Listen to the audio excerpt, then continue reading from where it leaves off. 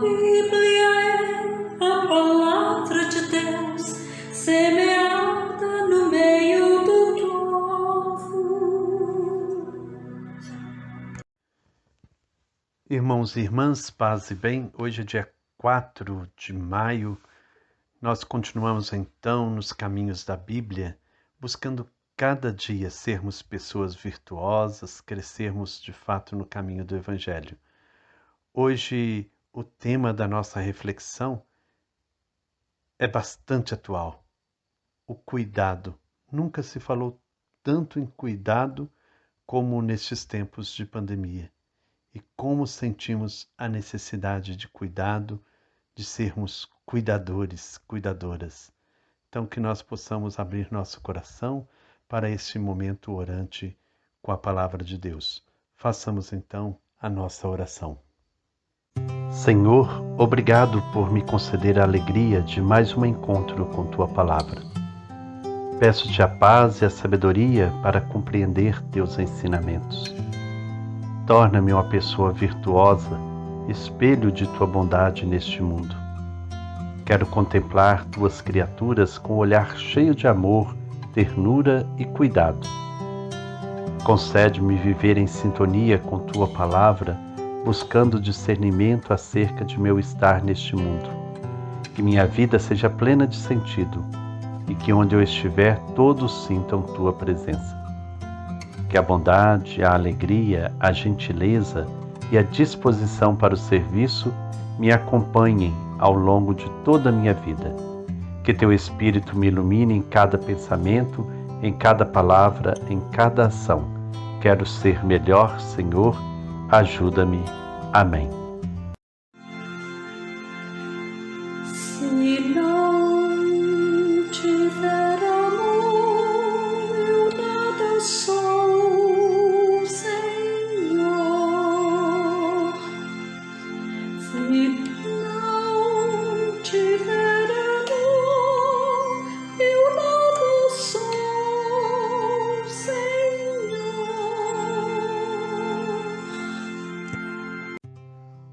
Hoje nós vamos à igreja de Cencreia, a comunidade de Corinto, para aí encontrarmos com nossa personagem deste dia, que podemos encontrar na nossa Bíblia, na carta de São Paulo aos Romanos, no início do capítulo 16, Febe. Febe foi uma liderança importante na comunidade de Corinto. Seu nome significa apura. Segundo a carta de Paulo aos Romanos, ela era diaconisa da igreja de Cencreia, um dos portos da cidade de Corinto. No fim da segunda viagem missionária, Paulo permaneceu vários dias em Corinto, esperando poder embarcar de volta para Antioquia, onde faria o relatório da sua viagem missionária. Foi nesse período que surgiu uma comunidade cristã em Cencreia, entregue aos cuidados de Febe. Tempos depois, quando Paulo volta a Corinto, escreve lá sua carta aos Romanos. É provável que ele tenha entregue essa carta nas mãos de Febe, para que ela entregasse nas comunidades de Roma. Pois Paulo escreve aos Romanos: recomendo a vocês nossa irmã Febe, diaconisa da igreja de Cencreia. Recebam-na no Senhor como convém a cristãos. Deem a ela toda a ajuda que precisar, pois ela tem ajudado muita gente e a mim também. Visto que na carta Paulo recomenda Febe às comunidades de Roma, é provável que Febe tenha deixado Cencreia para trabalhar na pastoral como diaconisa na cidade de Roma. Nas suas recomendações, Paulo pede que os romanos recebam Febe como convém aos santos. Alguns traduzem a palavra santos como consagrados. Ao chamar Febe de pessoa consagrada, Paulo estaria destacando a consagração de mulheres no serviço da igreja.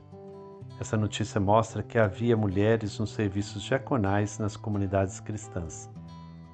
Hoje temos muitas Febes, muitas mulheres consagradas ao serviço das comunidades e da evangelização, mulheres que são o retrato do cuidado. Febe cuidava, Paulo mesmo fala que ela tem ajudado muita gente e a mim também. Então, nós queremos hoje olhar para Febe, essa diaconisa, como aquela que cuidava, terna, amorosa. Por isso Paulo a trata com tanto afeto. Hoje nós buscamos tanto resgatar o cuidado. O cuidado é fundamental para que possamos elevar o nosso patamar civilizatório.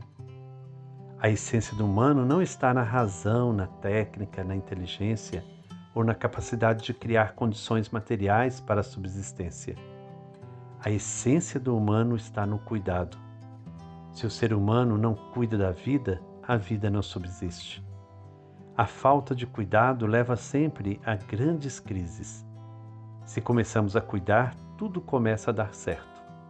O cuidado traz as virtudes essenciais da caridade, da solidariedade, da hospitalidade, da cortesia, da generosidade, da fraternidade, da gentileza, da reverência, do respeito, da sensibilidade, do ser servidor. A estrutura básica do humano não é a razão, mas é o afeto. Antes da razão vem o afeto, e o afeto é fundamental para o cuidado. A nossa contemporaneidade canonizou duas heroínas do cuidado, Madre Teresa de Calcutá e Santa Dulce dos Pobres, que cuidaram da vida moribunda da rua. Governos cuidam de bancos, empresas, grupos de interesses, mas não cuidam de pessoas. Querem a obra social, mas não querem o doente, o mutilado, o fétido, o sem nada. Muitas escolas cuidam de preparar para o mercado, mas não cuidam da solidariedade. Muitas igrejas cuidam do status, da precisão litúrgica, das pompas das cerimônias, e as pessoas nem sempre são prioridades. Por isso hoje nós somos convidados a pensar no cuidado, como que nós temos de fato buscado cuidar de nossos irmãos, cuidar de nossas irmãs, como que a vida tem sido preservada. Vivemos tempos difíceis de pandemia e por isso nós somos chamados ao cuidado mais do que nunca, a termos atenção, termos amor pela vida. Que o cuidado seja de fato nossa prática, que nós possamos cuidar sempre, escutando nossa voz interior, que nós possamos cuidar sempre, buscando a comunhão, inspirando-nos naquele que é o mestre do cuidado, que é Jesus. E para nos ajudar a refletir ainda mais, nós buscamos um exemplo de cuidado que muito tem nos ajudar.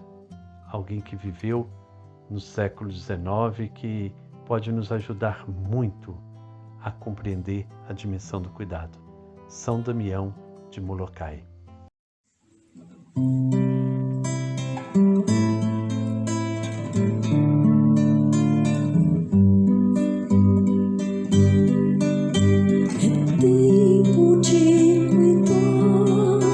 Olhar bem ao redor, mover-se com paixão.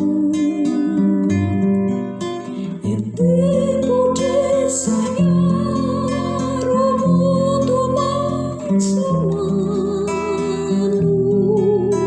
fraterno, mais irmão. É tempo de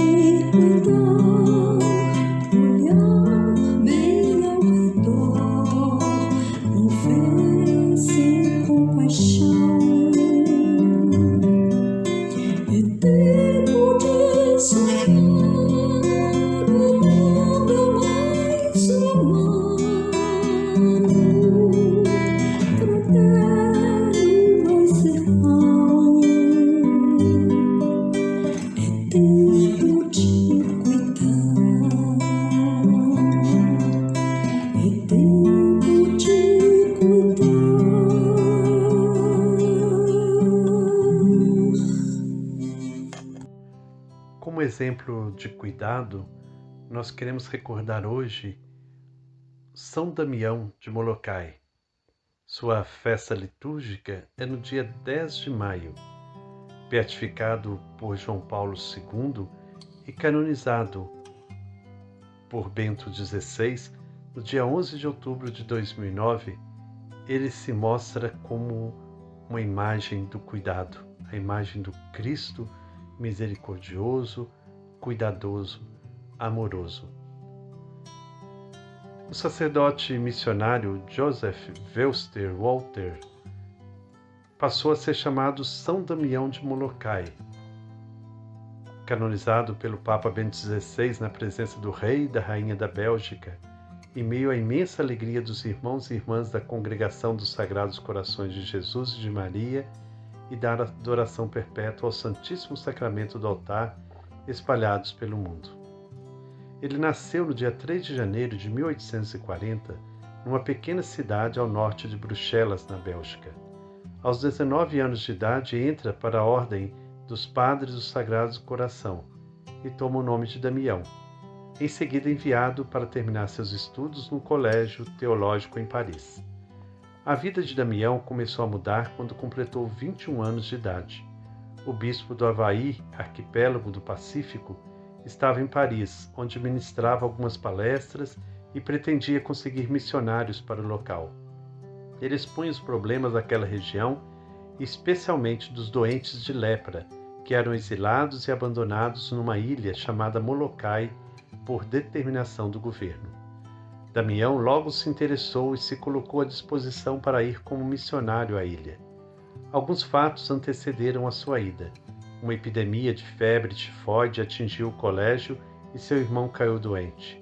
Damião ainda não era sacerdote, mas estava disposto a insistir que o aceitassem na missão rumo a Molokai. Escreveu uma carta ao superior da ordem, inspirado por Deus, permitiu a sua partida. Assim, em 1863, Damião embarcava para o Havaí após ser ordenado sacerdote. Chegando ao arquipélago, Damião logo se colocou a par da situação. A região recebera imigrantes chineses e com eles a lepra. Em 1865, temendo a disseminação da doença, o governo local decidiu isolar os doentes na ilha de Molokai. Nessa ilha existia uma península cujo acesso era impossível, exceto pelo mar. Assim, aquela península chamada Calauapa tornou-se a prisão dos leprosos. Para lá se dirigiu Damião, junto de 3 missionários que iriam revezar os cuidados com os leprosos. Os leprosos não tinham como trabalhar. Roubavam-se entre si e matavam-se por um punhado de arroz. Damião sabia que ficaria ali para sempre, pois grande era o seu coração. Naquele local abandonado, o padre começou a trabalhar. O primeiro passo foi recuperar o cemitério e enterrar os mortos. Com frequência ia à capital comprar faixas, remédios, lençóis e roupas para todos. Nesse meio tempo escrevia para o jornal local contando os terrores da ilha de Molokai. Essas notícias se espalharam e abalaram o mundo. Todo tipo de ajuda humanitária começou a surgir. Um médico que contraíra a lepra ao cuidar dos doentes ouviu falar de Damião e viajou para a ilha a fim de ajudar. No tempo que passou na ilha, Damião construiu uma igrejinha de alvenaria onde passou a celebrar as missas. Também construiu um pequeno hospital onde ele e o médico cuidavam dos doentes mais graves. 2 aquedutos completavam a estrutura sanitária tão necessária à vida daquele povoado. Porém, a obra de Damião abrangeu algo mais do que a melhoria física do local. Ele trouxe nova esperança e alívio para os doentes. Já era chamado apóstolo dos leprosos. Numa noite de 1985, Damião colocou o pé esquerdo numa bacia com água muito quente. Percebeu que tinha contraído a lepra, pois não sentiu dor alguma. Havia passado cerca de 10 anos desde que ele chegou à ilha, e milagrosamente não havia contraído a doença até então. Com o passar do tempo, a doença o tomou por inteiro. O doutor já havia morrido, assim como muitos dos amigos, quando em 15 de abril de 1889, Padre Damião morreu. Em 1936, seu corpo foi levado para a Bélgica, onde recebeu solenes funerais de Estado. Em 1995, Padre Damião de Molokai foi beatificado por João Paulo II. Que nós possamos então olhar esse exemplo, esse testemunho desse homem que doou-se inteiramente no cuidado àqueles que estavam exilados, abandonados, àqueles que eram considerados mortos. Que nós também possamos cada vez mais viver o cuidado, crendo que Cristo nos convida a isso, a cuidar, que nós tenhamos a coragem de Madre Teresa, de Irmã Dulce, tenhamos a força e a coragem de São Damião de Molokai. Dai-me, Senhor, força e coragem para servir. Este é o nosso mantra. Dai-me, Senhor, força e coragem para servir. Que nós possamos, assim como Febe, como São Damião, vivermos o serviço, a caridade, vivermos o amor, pleno cuidado. O Senhor nos abençoe em nome do Pai, do Filho e do Espírito Santo. Amém. Paz e bem.